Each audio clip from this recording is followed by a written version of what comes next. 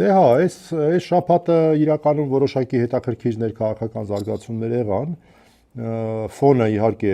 մեր քթի տակ տեղի ունեցող իրադարձություններն են, իրանական պատերազմներ, բայց ամեն դեպքում որոշակի իրադարձություններ տեղի ունենան։ Ես օրինակ կուզեի ընդգծել, որ որոշակի նշաններ է ցույց տալի, որ իմպիչմենտի գործընթացը կարող է ինչ որ դրսևորմամբ նոր զարգացում ունենալ, կարող է, որովհետև Դավիթ Համբարձումյանը հանրությանը բաց նամակ հղեց, որում նշեց, որ եթե ինքը չի, ապա ցանկացած այլ տեխնացու կարող է լինել եւ լավ կլինի, որ իմպիչմենտի գործընթացը նորից նոր շունչ ստանա։ Ինչը տրամաբանություն ինչ որ առումով իհարկե ունի այն տեսանկյունից, որ թվում է, չէ, այս ընտրություններ են, բայց նախ օրենսդրական արգելք չկա իմպիչմենտի գործընթացը իրականացնելու, երկրորդն էլ չէ, որ հիմա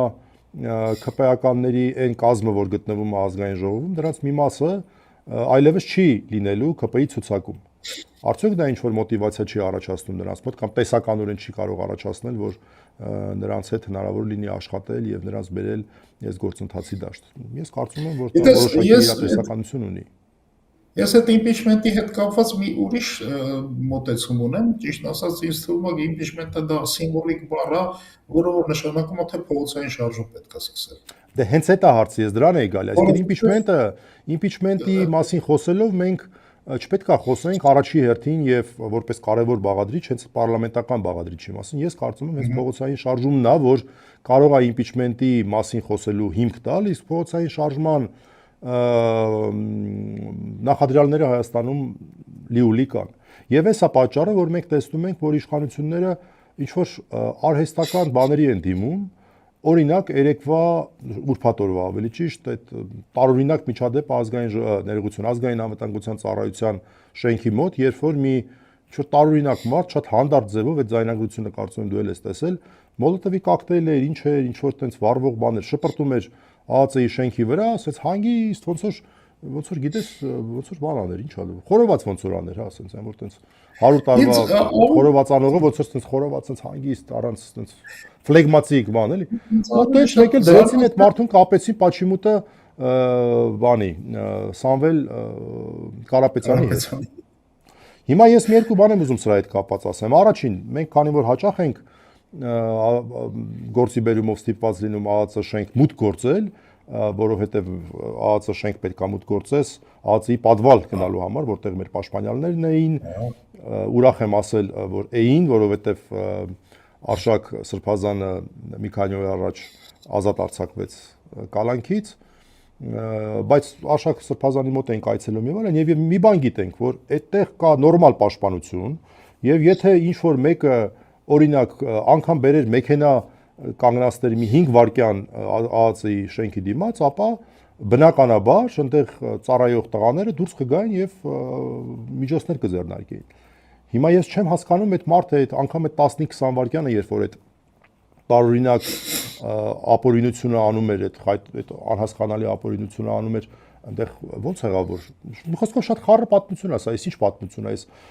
միանգամից հիշում ես այն Ռեյխստագի հայտնի պատմությունը, որոնք որ Հիտլերը կոմունիստներին բան արեց, մեղադրեց, հետո փակեց, հետո պարզվեց իրանք են արել։ Հիմա այս պատմությունը նոր է սկսում զարգանալ, ես չգիտեմ այս ինչ բան է, բայց ես տեսնում եմ ինչ որ ջիղ այստեղ, որ ինչ որ բան գցել մարդկանց գրպանը։ Մի հատ իրավական հարց տամ։ Իմ կարծիքով դա առաջի հերթին պետք է դրա վրա տերորիզմի հոդված դնեին, բայց դրեցին։ Բա տերորիզմ չի, ի՞նչ է, բա դա եթե դա տերորիզմ չի, բա ի՞նչն է տերորիզմ։ Ագրասիվ Սրբազանի վրա տերորիզմի հոդված են դնում, իսկ այստեղ ուրեմն դրել են ուղղակի պետական գույքը փչացնելու հոդված, դա ինչ է։ Այսինքն իրանք գիտեին այս մարդով, այսինքն այս ինչ մտածում են այս մարդը տենց չէր իմանում այդտեղ, գիտեր որ պետական շենք է, բայց չէր իմանում, ասենք Սանեպիդկայան է, ԱԱԾ-ը, ես շատ իմանամ գյուղապետարանն է, ինչ է, եկել էր պետական այդ լրիվ անհասկանալի է, այստեղ էս հոգեկան հիվանդեր էս մարդը կամ չեմ հասկանում ինչ էր, բայց մի անգամից բռնեցին Սամվել Կարապետյանին կապեցին։ Ես ուզում եմ վերադառնամ այնուամենայնիվ այդ փողոցային պայքարի հետ կապված հարցին, այստեղ մի կարևոր բան կա, էլի, որտեղ եթե մենք ուզում ենք ընտրություններում հաջողություն, ընտրությունները պետք է ընթանան փողոցային պայքարի ֆոնի վրա։ Ես կարծում եմ սա միակ տարբերակն է, որ երբ որ զսպող տարբերակ չէ կարա լինի դա ապօրինությունների, զսպող եւ կանխարգելող գործոն Այո, ապահովությունները զսպող տարբերակը պետք է լինի եւ որովհետեւ չունենք ուրիշ մեխանիզմներ։ Միջազգային դիտորդներ չկան, չէ, ուրեմն կամ եթե կանել ավելի լավը չլինեին, որովհետեւ նրանք ոչ մի զսպող դեր չունեն, արդեն իրանց զեկույցները վստահաբար արդեն պատրաստել են, արդեն տեքստերը վստահաբար կա, կարող են այսօր էլ հրապարակեն, որ ամեն ինչ նորմալ է անցել։ Իրավապահ մարմինները ուրեմն չունեն, բան, անկախ չեն, դրանք ուրեմն ամբողջովին իշխանության տակ են, չգիտեմ, մամուլը չունի ազդեցություն, այն դատարանային աշճանա իշխանության տակ, որ նույնիսկ եկեղեցու հարցերին է մտնում ու առանց որևէ պահ մտածելու, որ սենց ախր ոնց կարելի ասա, էլի, մասնագիտությանը դեմ է, էլի, բացարձակ մասնագիտությանը դեմ է։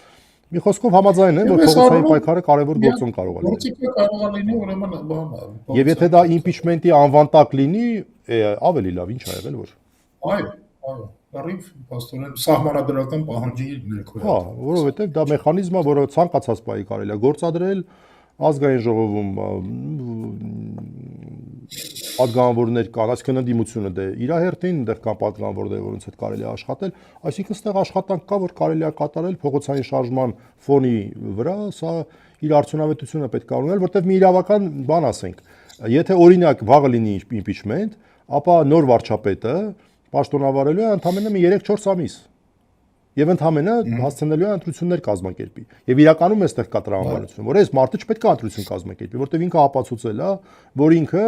դաղալություններ է անում աչուձախ, շատ մեղմ բառ եմ օգտագործում։ Թոշակ է բարձրացնում, դաղալություն է անում, ասենք երկրներ կա, որոնք որ օրենքով են արգելված դա անելը։ Բայց եթե մեր երկրում դա օրենքով արգելված չի, դա չի նշանակում, որ իրավունքով էլ արգելված չի, որովհետև դա բացահայտ ընտրակաշառք է, բացահայտ։